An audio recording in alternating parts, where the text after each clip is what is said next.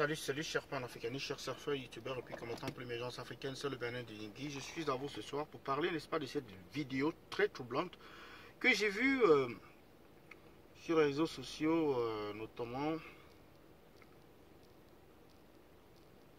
dans le cadre de la guerre du nord-ouest-sud-ouest.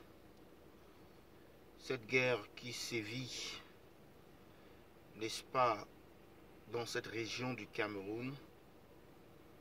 On a bien évidemment les forces régulières qui s'affrontent avec les ambazoniens.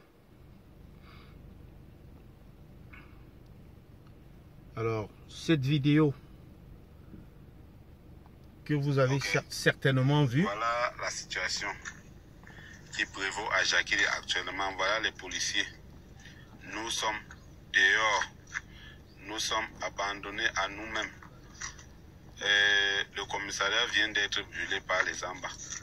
Nous avons dû laisser, suite à des multiples attaques qui nous poussent. Et nous sommes blessés chaque jour que Dieu a créé. Et nous sommes aussi attaqués chaque jour que Dieu a créé. Donc, nous sommes venus ici à la brigade croyant que nous sommes chez nous. Malheureusement, nous sommes plutôt les personnes non grata. Voilà la situation. Voilà nos sacs que nous avons pris. Voici nos sacs que nous avons pris ici. Voilà nos matelas, voilà tout ce que nous on a. Nous sommes dehors, nous sommes comme ça dehors, on va dormir dehors comme ça aujourd'hui. On ne sait pas ce qui va se passer demain. Nos vies sont en danger, vraiment. Et on envoie cette vidéo que si le régional pouvait voir ce qu'il peut faire. Nous, pour l'instant, on n'est pas en train de fuir la police. On ne fuit pas le travail de la police. Nous avons signé que j'ai l'honneur. Mais si on peut d'abord nous enlever d'ici et nous ramener après la sérénité, parce que nous, même ici chez nous, là où on croit être en sécurité, nous sommes les personnes non grata. On ne veut pas de nous. Nous sommes abandonnés à nous-mêmes. Nous n'avons rien à manger. Depuis peut-être 3 jours aujourd'hui, nous n'avons rien à manger. Et nous n'avons pas l'habitude de casser les boutiques des gens pour pouvoir manger. Nous ne sommes pas des voleurs. Voilà pourquoi on se fie à la hiérarchie. Il n'y a pas moyen. Voilà 3 mois et demi, 4 mois que nous n'avons pas de salaire. Et on n'a pas de primes comme les autres. Donc nous sommes tellement comme ça là.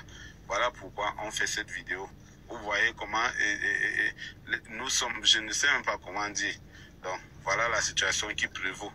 Voilà ce qui prévaut. Vraiment, nous, on veut de l'aide. On veut vraiment de l'aide. C'est plus que nous. Merci. Alors, voilà la vidéo que vous avez regardée. Il faut signaler que il y a de cela quelques jours, ou alors cette dernière, je pense que c'était lundi ou mardi de cette semaine, il y a des vidéos qui ont circulé sur la toile où des militaires camerounais avaient, n'est-ce pas, mené des opérations en Amazonie où il y avait beaucoup de morts. Dans l'une des opérations, on parlait de 17 morts. Dans une autre, on parlait, je ne sais pas, de 5 ou 6 morts, où les soldats se filmaient avec des cadavres. Je me demande comment est-ce que, quel genre de diplôme faut-il avoir pour éclater la tête de quelqu'un avec une rafale? Comment est-ce qu'on le fait dans un combat pour faire éclater la tête de quelqu'un? Parce que j'ai vu des personnes avec des têtes qui étaient éclatées, qui ont été éclatées. Et nous savons que dans un combat comme celui-là, il est rare que suivant les règles du combat, quelqu'un puisse avoir une tête qui est éclatée. À moins que cela soit fait à bout portant, comme on dit. Bout portant. Et vous voyez donc ces soldats qui se plaignent de la hiérarchie, de l'abandon, de la manque de coordination. C'est-à-dire cette guerre, c'est une guerre, elle est asymétrique parce que oui, il y a des hommes en civil, des gens en civil de l'autre côté, mais elle est également asymétrique parce que les autorités qui envoient ces soldats sur le terrain, elles-mêmes ne sont pas là. Que ce soit des colonels, que ce soit des généraux, eux-mêmes ils ne vivent pas là. Donc ceux-ci disent qu'ils sont coincés. Beaucoup diront Qu'est-ce que vous êtes allé chercher là-bas? Vous n'avez qu'à démissionner. D'autres diront de combattre. Mais là, eux, ils veulent se retirer pour attendre une accalmie, pour attendre que les choses se calment et reviennent à la normale, afin de revenir. Parce que souvenez-vous, même les sous-préfets, les préfets, le gouverneur, ils sont hors de la zone.